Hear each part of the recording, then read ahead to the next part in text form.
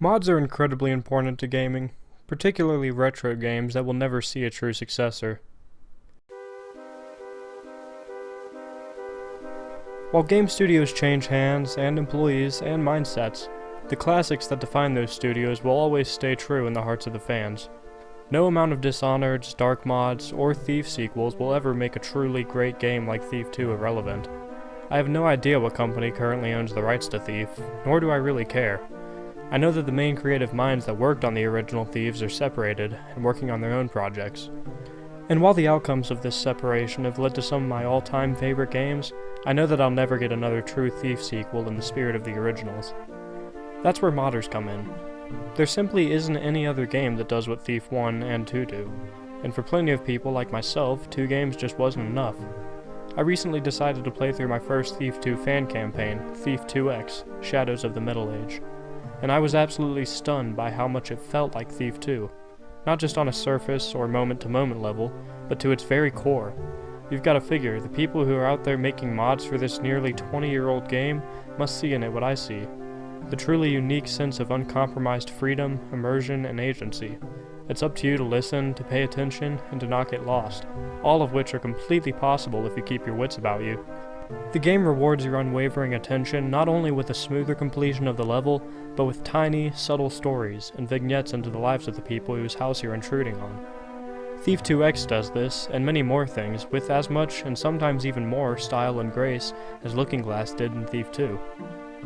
The unnamed studio behind it managed to find the perfect mix of empowerment and disempowerment, exploration and obvious paths, and logical but smooth level design, and in that regard delivers an even tighter gameplay experience than Thief 2, which, for the record, is my all-time favorite game, though I couldn't possibly pick a second favorite one.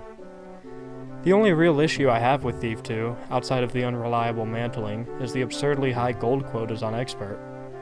I don't know if I've ever played Thief 2 below Expert, as the expanding objective lists just make it seem like the difficulty it was meant to be played on. However, on maybe a fifth of the levels, it's likely I'll end up with all my objectives completed except for the gold quota, and I'll just exhaustively search all the rooms I've already been in for those obscure pieces of gold. These are really the only moments of Thief 2 I don't look so fondly back on. It's hard to say how exactly Thief 2X managed to solve this problem, but it seems to me that they did so by having enough gold in obvious places that you'll reach the expert quota after quickly searching each room, but also hiding big chunks of gold in more obscure places. This way, you don't have to search high and low for 90% of the well-hidden gold to move on to the next level, but if you happen to catch any on your way, you'll meet your quota much earlier than otherwise, and in some cases before you even complete your full objective list. I still think Thief 2 has a much more fitting story than Thief 2X, which merges perfectly with the gameplay loops and player mindset, as detailed in my second video, Thief 2 is Perfect Art, which is why I still regard the original Thief 2 campaign as my favorite. But the list of improvements Thief 2X boasts over the original doesn't end with gold quotas. While I enjoy the cryptic, Indiana Jones-esque puzzle solving of the crypts and otherwise haunted levels of the Thief games, they've always been one of the lower points for me. Thief is simply at its best when you're spending an entire night breaking into a mansion, bank, or museum.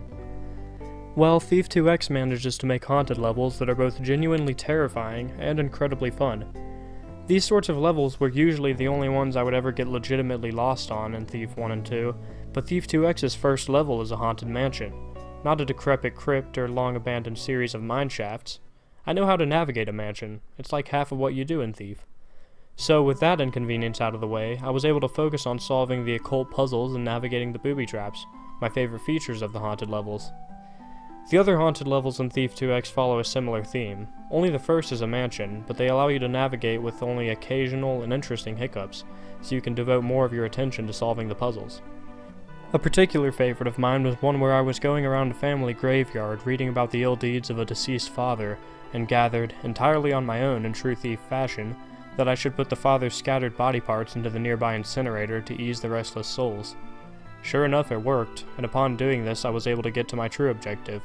I never thought I would play a haunted level that I truly loved like I did some of the other Thief 2 levels, but each haunted level in Thief 2X was just fantastic. It really is as if I learned all the nuances of designing Thief missions, and then went out and made my dream game. It feels like it was made exclusively to cater to my tastes and my thoughts about what makes Thief's gameplay great. Amongst all the great accomplishments of this mod is the writing. As I said earlier, the main story didn't really do much to me. It was good though. I was even willing to accept it as canon until a bait and switch in the last mission. Maybe it was expectations for that last mission that made the true ending disappointing, but I'm getting off topic. What I mean by the great writing is the flavor text. It takes a real creative spark to write Hammerite and Mechanist gospel. The Thief universe has such a strange and unique mix of influences on the way characters, particularly the religious ones, write and speak.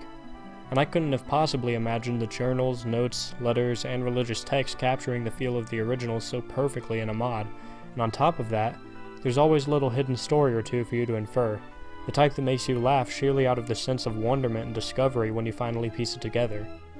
A quick example, in the second level, you're tasked with breaking into a museum, and when passing through an exhibit on mummies, you see that one of them is missing. I don't remember the name, but let's say it was the one labeled Cleopatra, and a note to that effect. I figured, oh, there's going to be a living mummy in one of these basements. However, at the end of the level, I was in the last room on my route through the museum, the manager's office, when I found a hidden switch under his desk. I flipped it and a crawl space into the attic opened up, where I found the mummy dead as ever, and a journal of the manager's, first detailing how he was nervous about changes in his business tactics, and on the next page, a letter he had written to Cleopatra, telling her about how the wenches of his time could never compare to her beauty. A simple little story, but one told so subtly and entirely through the player's methodological searching and exploration. I knocked out the guard downstairs and put him in the crawl space to wake up next to the mummy. The manager would have a fun time explaining that one. It's that self-expression and player creativity that drives me to immersive sims like Thief.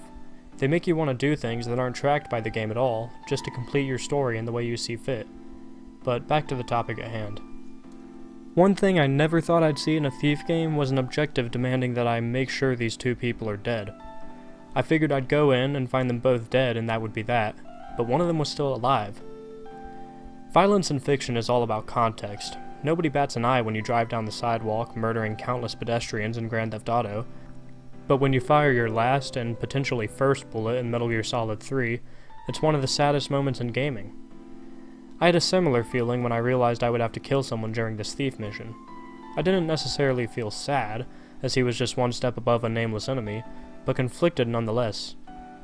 Here I am about to kill my first person ever in a Thief game, and while there wasn't really all that much gravity to the situation, it just felt weird. Every other mission I'd played up to and since that point, one of my objectives was something along the lines of, killing is for amateurs, don't do it. I had a lot of ways to indirectly kill this person, for instance the arrows that cause enemies to rampage and attack everyone around them. A cool addition to this mod, I must say. But I decided to take him on in a head-to-head sword fight, not even a backstab. I figured, well, if he's gotta die, it should at least be a fair fight. I'll knock out guards all day in Thief without batting an eye. Most of those guys deserve to be taken down a peg. But I wasn't about to silently kill someone before they had time to react. Again, it's all about context. On a particular Dishonored playthrough, I would joyously backstab everyone who showed their back to me. But Thief has never really been about doing multiple playthroughs, one lethal, one non-lethal. It's been about proving you're the best thief. Garrett doesn't use non-lethal tactics because he has a heart, he does it because he's the best, and he's cocky about it. Zaya, however, your protagonist in Thief 2X, is much more emotional than Garrett. She's overtaken by emotions over the course of this campaign, and because of that, you'll never get a perfect non-lethal playthrough. The mod team knew exactly what they were doing when they demanded you see to someone's death, and they knew they were sending my brain into a spiral. Oh, and I'm pretty sure Zaya is lighter-footed than Garrett, causing her to make less noise on floors than you do in the base game. If that is the case, that's a fantastic detail in the one campaign I've seen where you play as a young girl. This essay isn't just about Thief 2X, it's a love letter to modders in general. They keep our favorite games alive and fresh while managing to accentuate all the things that made those games special in the first place. So whatever your favorite game might be, go download some fan campaigns for it.